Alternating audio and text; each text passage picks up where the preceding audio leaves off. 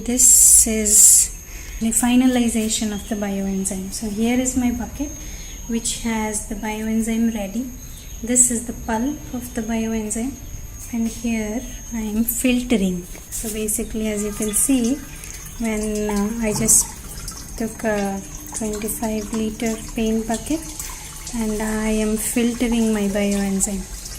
And the filtered liquid, I can use it as my floor cleaning liquid and dishwashing liquid, as well as, most important, for my washing clothes. So I'm right now currently just taking whatever prepared enzyme I have here. Let's see. My process is not so efficient, but as you can see, I'm just filtering it with the cloth. You can see a lot of particulate matter, which is basically soap nuts. I added some eucalyptus leaves previously, and all the yellow liquid are just residue from the lemon and orange peels. So once I finish the filtering, I'll show you the final liquid that I've got. This was my first bucket, which I had already filtered. You can see there is only pulp remaining, and this pulp is extremely good at cleaning the bathroom tiles, your commodes, sinks, and even the stainless steel taps. So if you just put it overnight on the taps or just on the tiles and leave it overnight, and next day morning all you have to do is just give a quick rub over any stains or dirt, and it shines like anything. I'll fill these empty bottles and I make notations like this is my floor cleaner made in January and such. So I'll show you the final products. So you can see I filled up 3 bottles, and I'm filling up the next bottle. See, the liquid is full clear of impurities or any sort of those thick skin materials or anything from the lemon peels or any other peels that I've used.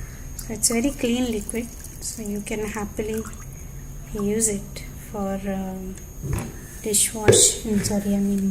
for washing clothes and also for floor cleaning. And this is the thick portion of the enzyme. So as you can see, I'm left with a little bit more of the thick enzyme, and this is the real pulp that has come out of after screening the thin and the thick enzymes. So you have even with this, there are a couple of uses. You could put this as a starter culture for your next bioenzyme. So I will give you the procedure how to do that.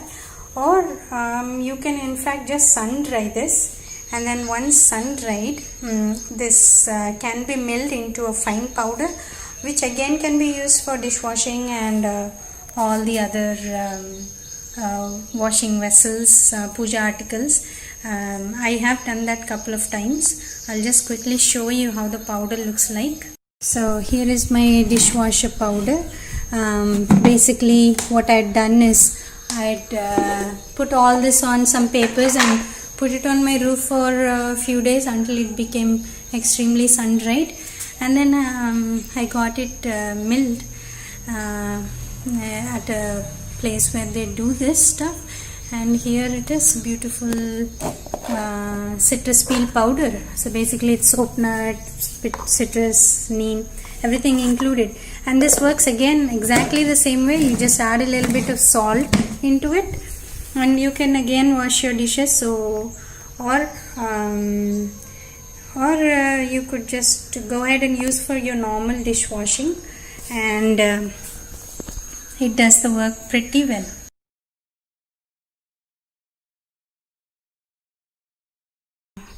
You can see I have the thick enzyme. I'll just add a little bit of sea salt, or any kind of salt is okay. Just add some sea salt into this thick enzyme, and you just scrub the utensils a little bit.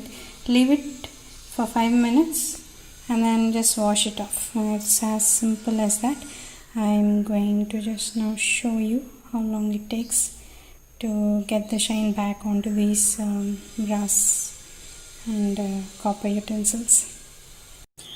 Okay, so I just added some salt in it, and I want to show you how the magic works. Look at this. Just leave it a little bit, and you don't even have to scrub it, okay? And just one little turn. This is not how usually I would do it, but I'm just showing you. Look, just turning this copper metal glass into the solution and leaving it for just 2 minutes. Could you see how big, how it cleaned up? That's it, just 2 minutes. So here guys, I finished the cleaning, and as you can see, it's fairly a good job done.